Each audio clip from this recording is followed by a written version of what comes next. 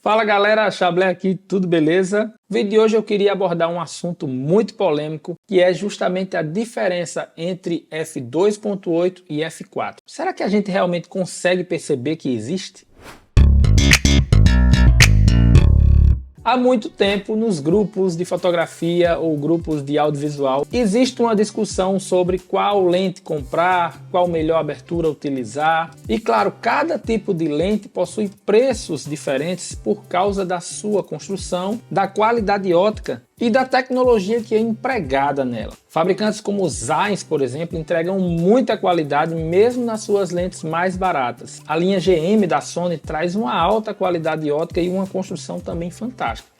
Em compensação, o preço muito elevado. E infelizmente não existe nenhuma lente da série GM da Sony com baixo custo, com preço baixo. Por isso, fabricantes como Tamron trazem lentes maravilhosas, bem construídas e com um preço super acessível. A Sigma também consegue entregar uma série de lentes muito boas com um preço reduzido. E eu diria que existem lentes dessas marcas, por exemplo, que chegam a custar metade ou muitas vezes um terço do valor das lentes da Sony. Isso inviabiliza o uso de lentes da própria marca no nosso trabalho? Claro que não.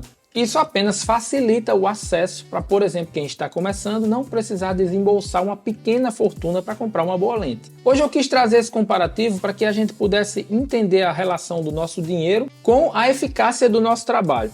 Porque muitas vezes a gente acaba absorvendo o discurso de outros profissionais e não buscando as nossas próprias experiências. De todos os equipamentos que nós já usamos, eu sempre fiz preferência pelos equipamentos que me entregassem muita nitidez e muita precisão no foco. Como eu só utilizo Sony e desde 2018 eu só uso esse sistema, buscar lentes que possam trabalhar muito bem com a minha câmera com certeza é essencial.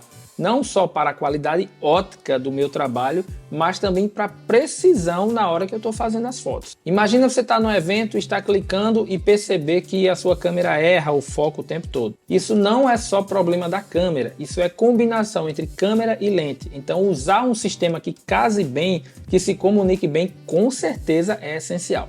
Eu estou com duas lentes aqui de preços similares. Essa é a Sony Zeiss 24mm f4 FE-OSS e essa é a Tamron 2875 f2.8 DI3 RXD.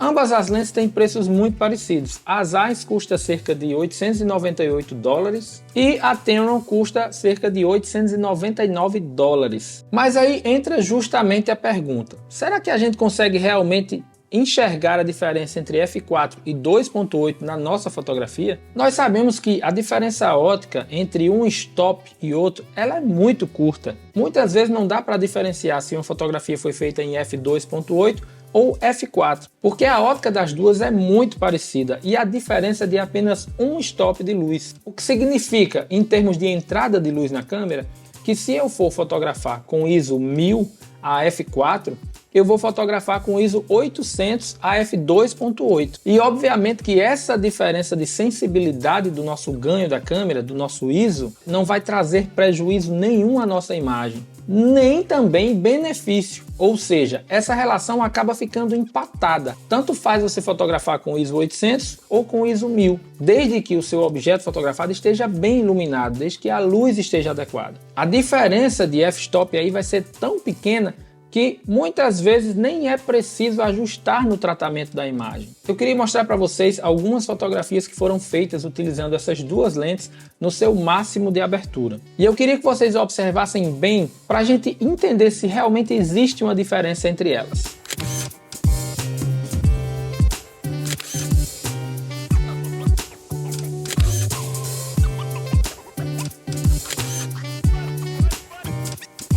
Bom, acho que deu para perceber que elas são muito parecidas, né? Se eu não tivesse colocado a informação de qual lente eu utilizei nas fotografias, provavelmente muitas pessoas iriam ficar na dúvida de qual lente foi utilizada e qual abertura foi usada. Só deixa eu fazer uma observação. Uma lente ela não é avaliada somente pela abertura. Então, o tipo de vidro e cristais que são utilizados nessas lentes, a quantidade de aspas presentes no diafragma, que modifica a forma como o buquê, como o desfoque lá atrás se apresenta, a quantidade de elementos, ou seja, a quantidade de vidros dentro de cada grupo da lente também faz muita diferença, e o tipo de tratamento que cada vidro desse recebe. Quando você vai avaliar a qualidade de uma lente, na hora de comprar, na hora de escolher, não é a abertura que entra em consideração. Essas são duas lentes fantásticas, mas na minha opinião, essa lente aqui, a Zeiss, ela leva uma grande vantagem sobre a Tamron, porque a Zeiss e a Sony são parceiras de verdade. Não é à toa que a lente traz a marca da Sony, ou seja, essa série foi desenvolvida para a Sony. E isso faz com que a Sony empregue a sua tecnologia nas lentes da Zeiss, obviamente promovendo uma conexão muito mais assertiva entre o conjunto. Qual o benefício que isso traz para mim, Chablé? Foco perfeito, funcionamento perfeito entre câmera e lente. Eu tive algumas experiências em campanha política com essa lente da Tamron que me trouxeram algumas alegrias e algumas frustrações. Primeiro, ela é uma lente com um custo muito bom e você consegue encontrá-la usada no mercado a um preço fantástico. E ela tem a abertura f2.8 no range completo, o que alegra muitos fotógrafos. No entanto, em alguns momentos ela fica burra no foco, ou seja, ela falha no foco e acaba fazendo com que você perca momentos da sua fotografia. O que não acontece com essa lente aqui. E não é a abertura, porque várias vezes eu trabalhei com essa lente em f4 ou em f5.6 e ainda assim ela falhava muito no foco. A Tamron diz que essa falha de comunicação com a Sony foi corrigida na versão 2 dessa lente, que já está disponível inclusive pelo mesmo valor que era vendida essa aqui. O propósito real desse vídeo é fazer a gente entender que alguns conceitos da fotografia, eles na verdade são mitos.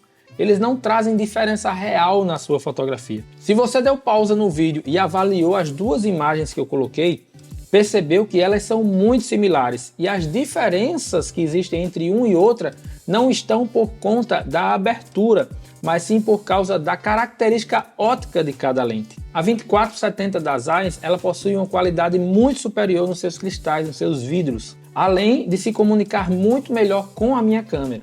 Eu falei especificamente dessas duas lentes porque elas têm preços similares e elas estão aqui. Mas, por exemplo, eu apresentei aqui no canal o review de uma lente fantástica que é a Sigma 24-70 f2.8 DGDN Série Art para Sony. Vou deixar o card aqui em cima para vocês poderem dar uma olhada nesse vídeo. Essa lente é fantástica, bem construída, tem um conjunto óptico maravilhoso e uma relação de diálogo com a câmera também fantástica. No entanto, é uma lente super pesada e custa quase $300 a mais do que essas duas lentes citadas nesse vídeo. E se você optar por comprar uma lente da própria Sony para ter esse conjunto perfeito funcionando, a próxima lente após a 24-70 f4 é a Sony 24-70 f2.8 G Master, que custa cerca de $1.700, ou seja, o dobro do valor da Zeiss 24-70 f4. Se você optar pela versão 2, o valor sobe para $2.298, ou seja,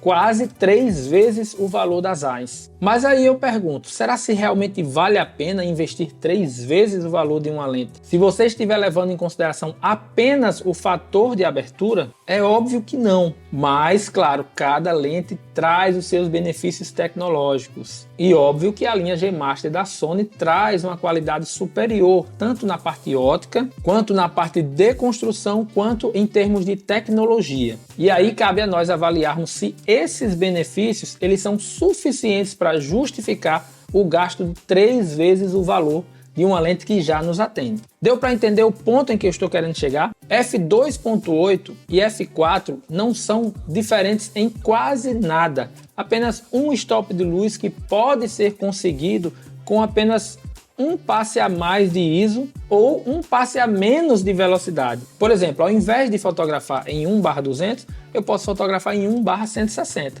Isso não vai trazer nenhum malefício para minha foto e eu vou conservar o mesmo stop de luz que eu tinha se estivesse fotografando em 2.8. O desfoque de fundo, a compressão de plano, a diminuição do meu campo focal, ele não está só relacionado à abertura da minha lente. Existem fatores ópticos, físicos que fazem essa diferença.